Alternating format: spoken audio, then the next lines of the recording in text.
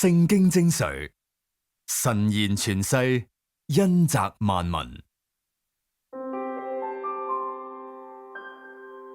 本書嘅內容係從聖經中摘錄落嚟，特別為冇睇過聖經嘅人匯編嘅。聖經係以耶穌基督同神嘅新天地為核心而寫出嚟，希望讀者以誠摯嘅心，以小孩純真嘅態度閱讀佢，以發掘寶藏般嘅心智嚟睇佢。咁樣你就一定能體會聖經上所寫嘅呢句話。你不需要別人的教導，就會了解其中的意思。因此，建議你睇完呢本書之後，再仔細閱讀聖經。